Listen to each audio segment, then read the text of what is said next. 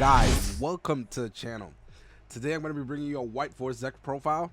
This is the deck I've been playing in locals, and yesterday I got 4th place.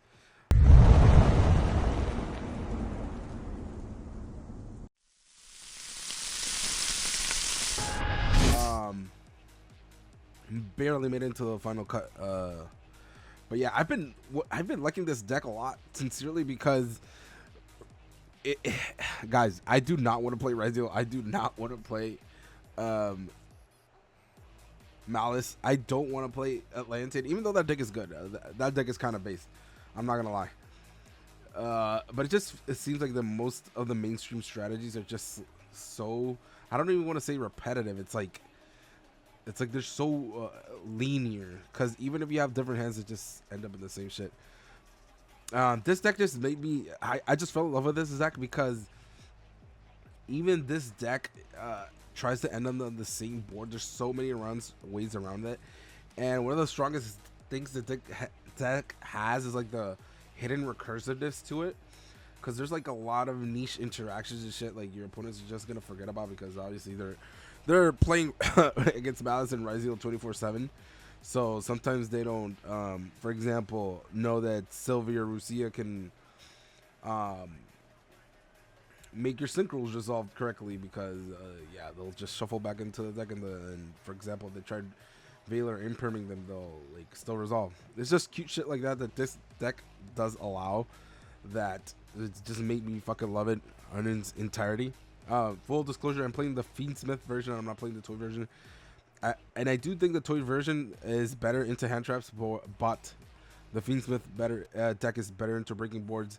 And sadly enough, that's what the deck actually struggles with, because yeah, you're always gonna end in a subpar board no matter what. Like, even if you get hand trapped like 3 times, unless they like hand trapped correctly, you're always gonna end up like in a Book of Moon,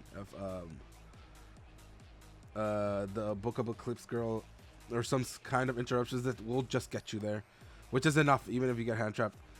So I've just been sitting on this version for a lot of time, and I'm telling you, playing into the tournament, so I don't keep yapping, the Fiend Smith shit actually like overperformed by a shit ton. Like, there's some small things like Fiend Smith Engraver grabbing a spell so you can resolve LZ goes like a very long way, because that's a cool thing about this deck. Like, the Fiend Smith stuff can act as so many things that it's just like that small example, Fiend Smith get tracked and use it as a spell for cost, and then just go into your Fiend Smith engine with Closed Moon is like super broken. So yeah, I'm just gonna this is like the hand trap version. I'm not playing the board breaking version, but you'll see. I played 3 Sylvie. This is like the best fucking normal summon. It almost feels like resolving Ash. Yeah, it's like the card that you want to hand trap. Never let this card resolve. One Rucia, because it's like one of the best extenders. You only need one of it though. But yeah, 3 L set. What 4 is? Yeah, these ratios are like super standard, and I wouldn't fucking mess around with this unless you're playing like a more than like a 50 card version or 60 card version. I think I'm sitting at 46, but it's because you run a lot of one-ofs, like the Sinful spell cards and the Azamina trap cards, that you're never playing with this deck of 40 cards, because you're just gonna see them way too much. You want to actually draw good cards. Talking about which, I still decided to play 2 LZ Azamina, because this is guys, this is what I call, for those people who are familiar with Invoked, this is what you call summoning Alistair and having Invocation in his hand. Is literally the same thing. So if Sylvie gets negated and you still draw this, you're gonna still full combo them. So yeah, 2 is the correct number. One of this, because this is just like a 4th Sylvie essentially. It's, I don't want to say it's a worst Sylvie, because this ends in a better board if it resolves, but yeah, Sylvie, you don't need to pitch a spell trap card for cost, so it's just better overall. So yeah, those are the monsters. And 3 Diabellstar, guys, this is like, I don't know what people are running one of this is like the same reasoning of why Snake Eyes just ran multiple Wanted, multiple Diabellstars. Can you run one? Of course, but why would you run one? Because when this is like one of the non-normal monsters that will get you into full combo. Like, there's no reason to play less than 3. If you draw multiple of them, you just pitch itself for it. So like, and it's never actually bad. 3 Engraver. Yeah, this is what I was talking about. This lineup is perfect. I personally I want to switch it into the toy version because again you're gonna have just better time breaking boards with the Fiend Smith shit. I'm not playing full wallows. Would I play it? Yes, but it's too early into the reprint. I just sold mine, so I'm playing 3 Veiler. It's just the standard hand traps with all full wallows basically. I do play 1 random drawing luck, but it's because I'm playing a crossout designator. So yes, there would be some iteration of the Veilers being full willows, and I would be running 1 Veiler if you have the full willows, but that's what I've been running. So yeah, again, in 2025 you can't not run hand traps, guys. Like, you have to run this, especially with decks like Blue Eyes out in the format. You can't just let people full combo you. Even if you go into a full board breaker board, you're gonna feel like it's still ass most of the times than not. But yeah, crossout designator. I'm gonna start it as the magic card because this deck has a particularity where, yes, you do have the tab start to pitch random cards like this into the graveyard, but you also do have the White Forest to, if these cards are dead, you just pitch them, right? So they're like fuel for the deck that it's never going to be a bad card to draw. Essentially, is what I'm trying to say. Even if your opponent is like on 0 hand traps, it's still a Sparta trap you can pitch. For the Azamina card, not for the Azamina card, for the White Forest card, and if you don't have to discard an Emperor or some shit like that, your board is gonna be way better. But this card has so many applications, especially if I did run full orals, right? You'd have like full coverage.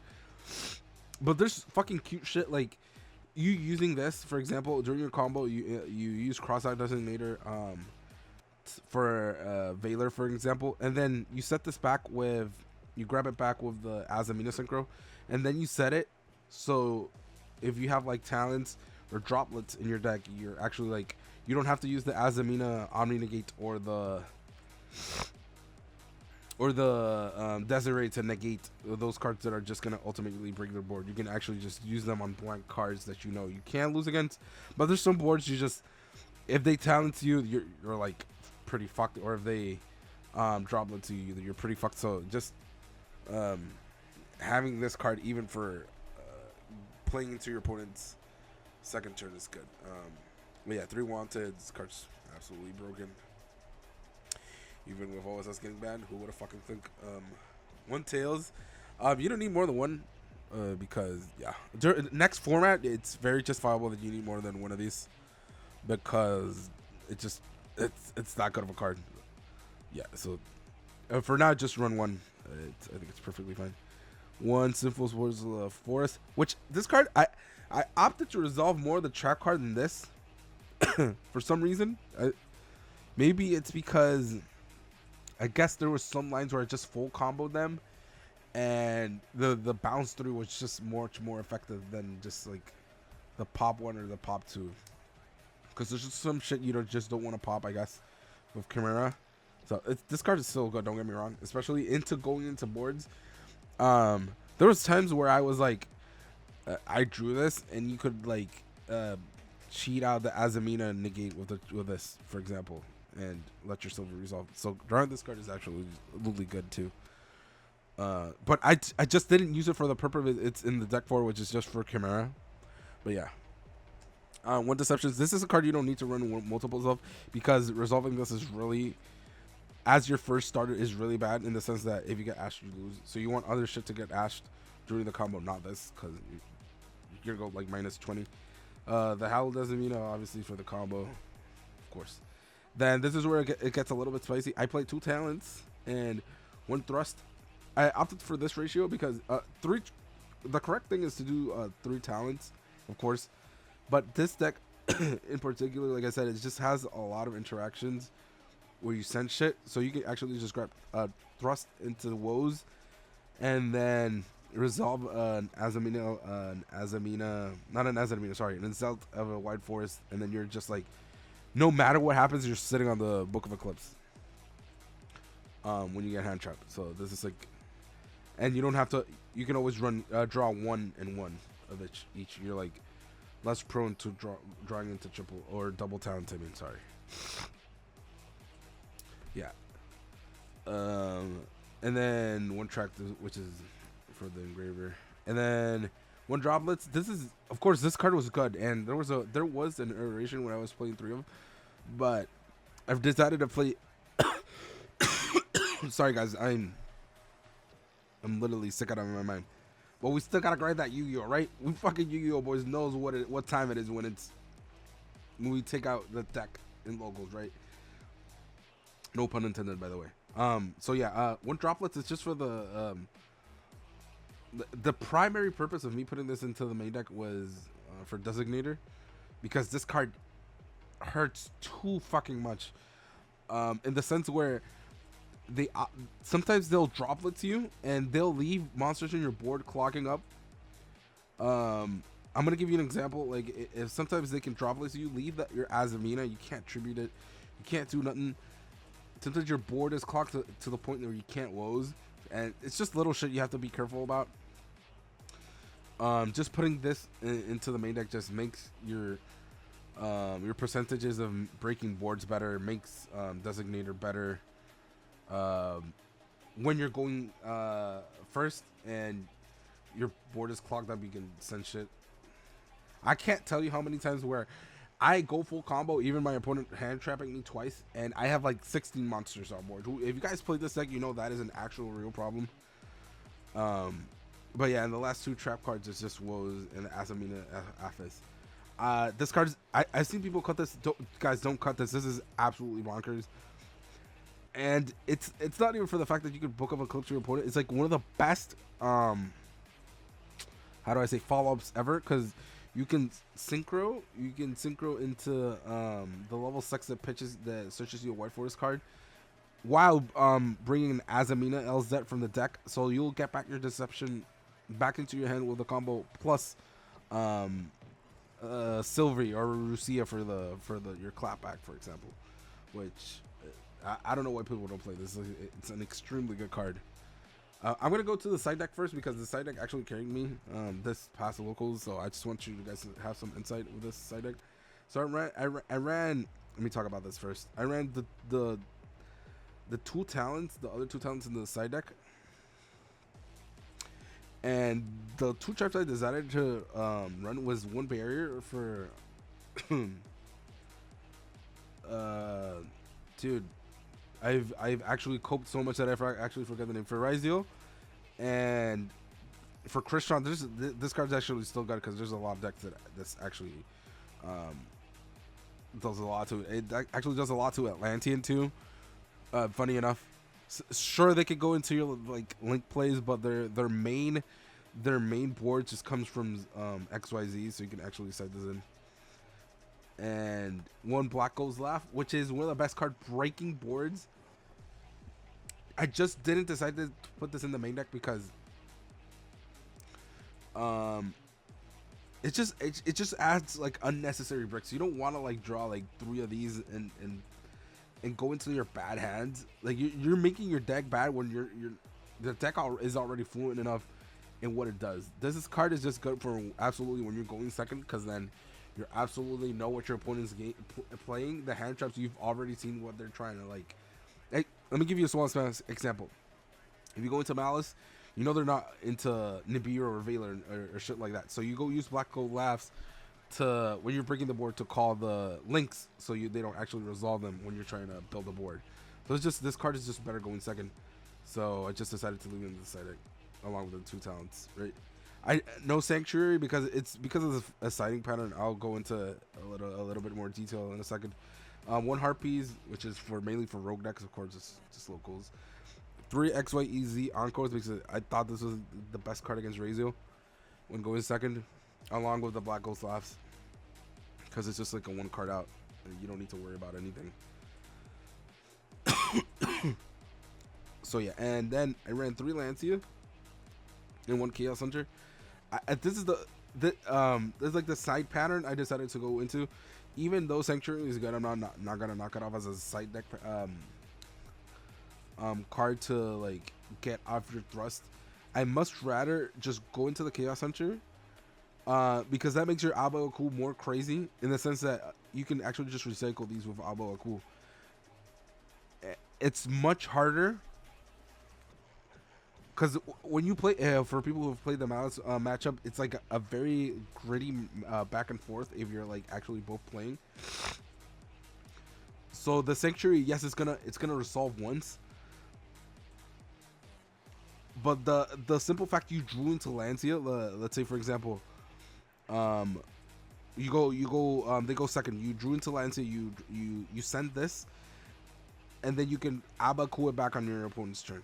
Or if you like have to resolve a talents to get Sanctuary,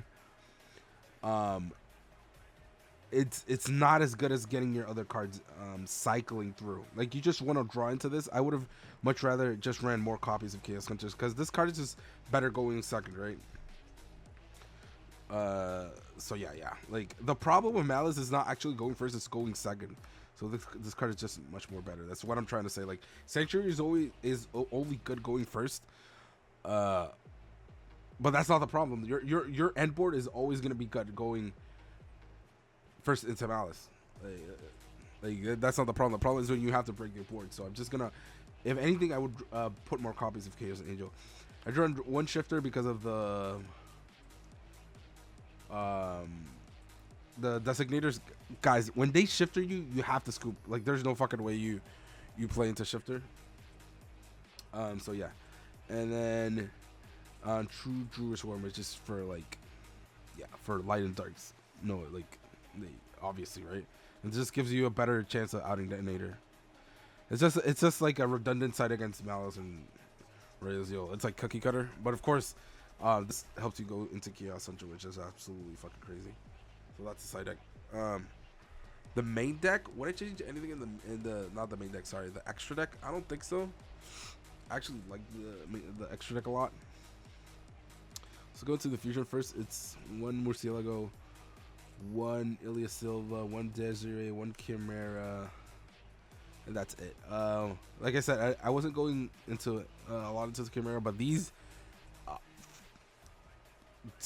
do like I'm gonna tell you the cards I actually don't go into a lot, but these are the cards I just go through every game. Abaku, Agmande.